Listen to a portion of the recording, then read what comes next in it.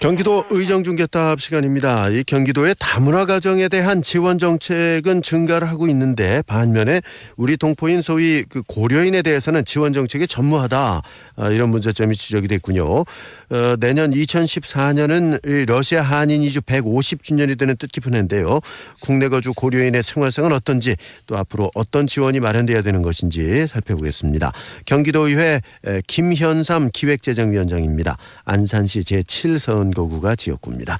위원장님 안녕하십니까? 예, 안녕하세요. 네. 150년 전부터 이 연해주와 산림 등으로 이주한 우리 동포, 이른바 이제 고려인이라고 그러지 않습니까? 네, 그렇습니다. 지금 우리 국내로 돌아와서 정착하신 분들이 상당히 많죠? 예, 상당히 많이 있습니다. 예. 전체적으로 법보면은 법무부 출입국 관리사무소 자료에 의하면 한 네. 5만 3천 명 정도가 들어와 있다고 파악하고 있고요. 예. 그 중에 5, 6천 명 정도가 안산에 지금 거주하고 있습니다. 그럼 한 10분의 1 정도가 안산시에 거주를 하고 있군요. 예, 그렇습니다. 예. 예. 국내로 돌아오시게 된 계기가 있죠? 예, 우선 가장 큰 문제가 언어 문제인데요. 예. 좀 생소하실 것 같은데, 고려인들 중에 상당히 많은 사람들이 예. 우즈베키스탄에 살고 계세요. 예, 그런데 이분들이 원래는 이제 러시아어를 사용을 하다가 예. 우즈베키스탄이 독립을 하면서 우즈벡 언어를 이제 사용을 하게 된 거죠. 근데 이분들은 이제 러시아어밖에 사용할 줄 모르니까 네네. 예, 그런 어려운 점 때문에 이제 곤란을 겪고 있고요. 예. 그다음에 이분들 한 달 벌이를 제가 이제 조사를 해보니까 평균 $200 정도, 예, 그 정도 수준밖에 안 돼서 네. 경제적 빈곤에 허덕이고 있는 그런 상태에서 이제 국내로 들어오는 사람들이 많았던 것 같습니다. 그러니까 언어 문제, 경제 문제 이런 것들로 인해서 들어오신 분들이 네네. 대부분인데 5만 명 이상이 지금 국내에 와 계시네요. 네네. 그러면 지금 우리나라로 다시 돌아오신 분들은 국적 문제가 어떻게 해결이 된 건가요? 예, 이분들 국적은 5만 3천 명 중에서 우즈베키스탄에서 오신 분들이 한 3만 8천 명 정도. 네. 그다음 카자흐스탄에서 오신 분들이 3천 명. 그리고 러시아에서 오신 분들이 12,000명. 그렇게 되고 있습니다. 이분들은 이제 법적으로 국민이 아니고 예. 유국인이죠. 네네. 그러면 우리나라 국적을 취득을 못 하신 건가요? 예, 그렇습니다. 예. 이거 참 우리 근대사의 참 아픔이네요. 그렇습니다. 그러면 이 국적을 취득할 수 있는 방법은 전혀 없는 건가요? 현재로서 국적을 취득할 수 있는 방법은 없고요. 예. 다만 이제 이분들이 재동포 비자랄지 또는 방문 취업 비자를 통해서 예.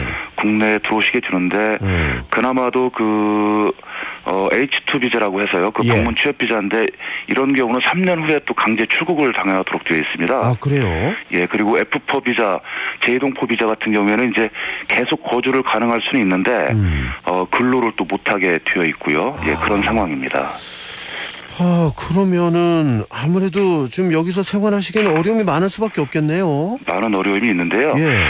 이 문제를 해결하기 위해서 이제 국회에서 예. 이해찬 국회의원이나 김명현 국회의원 같은 분들이 재동포법 개정안을 내놨는데 네. 이게 지금 현재 전혀 논의가 되고 있지 않은 그런 상태고요. 예. 지금 전 말씀하셨던 것처럼 가장 큰 문제가 이제 언어 문제, 예. 그리고 이제 일자리 문제가 있다고 생각을 합니다. 예. 그럼 이제 우리나라 말 구사하는 것도 어려움이 있으시겠는데요, 그죠? 예, 제가 이분들 집단으로 거주하고 있는 곳에 가서 네. 얘기를 해보니까. 예. 거의 90% 이상이 우리나라 말을 전혀 못하시고요. 예. 그 다음에 한국어를 읽지도 못하는 그런 상태에 놓여 있더라고요. 예. 자, 그러면 또 사실은 이제 언어 문제, 경제 문제 때문에 사시던 나라에서 우리나라로 온 건데 이 와서도 네네. 별반 차이 없는 그런 또 어려움을 계속 겪고 계신 거 아닙니까? 예, 참 안타까운 상황입니다. 그래 말이죠. 네네. 그럼 이런 대책 없이 그냥 이분들을 오시게 한 것이 아닌가 하는 걱정도 좀 되는데 사실 예, 이 어르신들이 이렇게 가고 싶어서 가신 게 아니지 않습니까? 이제 그렇죠. 강제 이주가 된 건데. 네네. 자, 그러면 현재까지 지금 우리나라에서는 이분들을 위한 지원 정책은 전혀 없는 겁니까? 하나도 없습니까? 거의 없다고 봐야 될 것 같고요. 예. 제가 보니까 독일 같은 경우는 네. 해외에 거주하고 있는 동포들을 지원하기 위해서 많은 그 상담센터도 운영을 하고 있고 네. 만약에 귀국하게 되면 6개월 동안 무료로 그 언어를 가르치는 경우도 있고요. 그 다음에 본인들이 원하면 시민권을 주기도 하고요. 예. 뭐 이스라엘도 마찬가지고 중국도 마찬가지입니다. 그런데 우리나라 같은 경우는 아직 이분들에 대한 그 정책이 거의 전무하다 이렇게 좀 보고 있습니다. 오히려 저 다문화 가정에 대한 지원 정책은 뭐 많이 저 수립도 돼 있고 또 시행되고 있지 않습니까? 예. 근데 저 우리 동포인 고려인들에 대한 지원 정책이 전혀 없다. 아마 많은 분들이 모르고 계셨을 것 같아요. 예, 그렇습니다. 이 고려인 분들하고 저 간담회도 가지셨다고 들었는데 어떤 얘기들이 나왔습니까? 예, 그 지난주 금요일날 간담회를 좀 가졌는데요. 네. 그 이분들의 그 절절한 그야말로 그 어려움을 듣는 그런 자리였습니다. 경기도 의회에서 이제 그 민주당 강북구 대표를 비롯해서 네. 몇 명 의원들하고 이제 간담회를 좀 가졌는데요. 예. 이분들이 가장 크게 호소를 하는 게 그 언어 문제입니다. 예. 그리고 이제 아이들 보육 문제. 왜냐면 왜냐면 이분들이 이제 그 하루에 보통 일하는 시간이 12시간이 넘더라고요. 예. 근데 이제 그 시간 동안 이분들 아이들이 그 방치가 주니까 이분들 아이들을 어떻게 할 건지 참 걱정들을 많이 하시더라고요. 예. 그 다음에 이제 그 일자리 현장에서 또 그 참 가슴 아픈 얘기입니다만 또 인권의 문제가 또 많이 있었습니다. 그래서 예. 이런 것들을 좀 어떻게 해결해 볼까 해서 간담회를 좀 가졌는데요. 예. 우선 가장 중요한 거는 보니까 정확한 통계가 없습니다. 이분들에 대해서. 통계 자체가. 예, 통계 자체가 전혀 없어서 우선은 경기도와 안산시가 이분들에 대한 통계 작업을 먼저 하는 게 우선 필요하지 않을까 이런 생각을 좀 갖고 예. 있습니다. 지금 1세대 분들만 들어오신 게 1세대는 지금 뭐 그 살아계신 분들이 거의 안 계시겠군요. 그럼요. 네. 예. 거의 뭐 3세대, 4세대라고 4세대라고 보시면 좋을 것 같습니다. 근데 뭐 지금 그 직장도 제대로 가질 수가 없고 가졌다 해도 보육 문제도 있고 언어 문제도 있고 그러다 보니까 또 인권 문제도 그리고 또 3년이 지나고 나면 또 강제 출국을 당해야 되는 그런 현실이죠. 출국을 했다가 다시 들어올 수는 있는 겁니까? 다시 들어올 수는 없습니다. 그래요? 네네. 그렇죠. 그래서 지금 조금 전에 말씀드렸던 것처럼 국회에 그 제출된 법률 중에 핵심적인 내용이 예. 그 이분들이 지금 H2 비자, F4 비자로 지금 구분돼서 그 되어 있는데 이거를 네. F4 비자 그러니까 계속 거주는 가능한 그걸로 좀 해야 되겠다. 그럼요. 그렇게 하고 그다음에 일자리가 가능하게끔 일을 할 수 있게끔 더불어서는 지금 그 또 이 관련 법률에 의하면 19세부터 25세까지는 방문 자체가 되고 있지는 않습니다. 비자 발급 자체가 되고 있지는 않거든요. 몇 살부터 몇 살이요?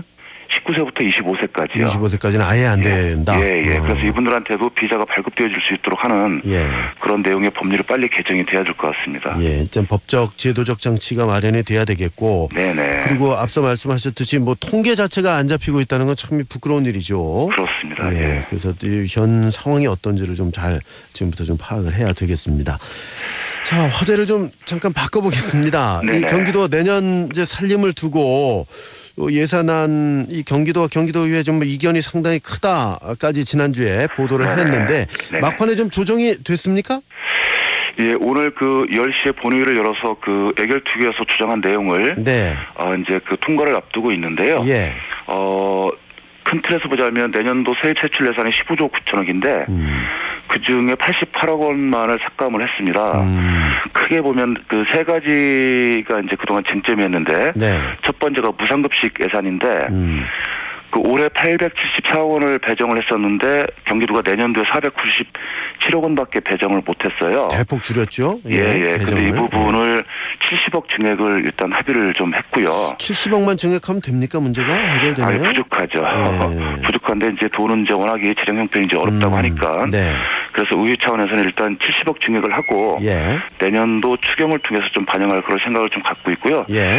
또 두 번째가 그 차액 보육료 지원 사업인데 지금 현재 그 국공립 어린이집에는 22만 원을 부담을 하도록 되어 있습니다. 그런데 이제 그 민간 어린이집 같은 경우는 25만 3천 원을 내게 되어 있거든요. 그러니까 차액 보육료 3만 원이 이제 발생을 하는 건데 그거를 이제 경기도가 이제 마찬가지로 재정이 어렵다 해서 내년 본예산에 전혀 반영을 하지 않았습니다. 그런데 그 차액 3만 원 1년 전체 사업비 31억 원을 이번에 추가로 반영을 했고요. 그다음에 또 하나가 이제 커다란 쟁점이었던 게 이제 그 광교 신도시로 경기도청이 이전하는 문제 관련해서 이거 역시도 이제 김문수 지사께서 이제 재정이 어렵다고 그래서 전혀 예산 반영을 안 했는데 신규로 20억을 배정을 했습니다. 예. 그러면 어디서 좀 줄여야 이렇게 다른 데를 늘리셨을 것 같은데. 네네. 예, 어디서 줄이셨나요? 주로 이제 그 사업 부분에서 줄일 수 있을 만한 예산은 없었고요. 예. 다만 저희가 이제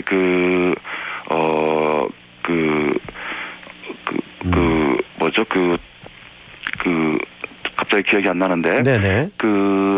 다른 보례산에서 이제 줄이긴 했는데. 예.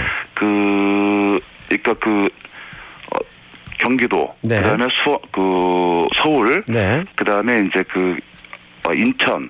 인천이 내년 되는 보조금이 있습니다. 예. 거기에서 일단 좀 줄였습니다. 예. 그렇군요. 그렇게 해서 이제 경기도민들의 실생활에 좀 밀접한 연관이 있는 부분은 좀 늘렸다 이런 말씀이 되겠군요. 네네네. 자, 이런 조정안에 대해서 경기도 집행부의 반응이 나왔습니까? 예, 집행부는 일단은 동의를 한 상태고요. 네. 예, 오늘 10시 본회의에서 큰 무리 없이 통과가 되지 않을까 생각을 하고 있습니다. 예, 알겠습니다. 지켜보겠습니다. 말씀 고맙습니다. 예, 고맙습니다. 네.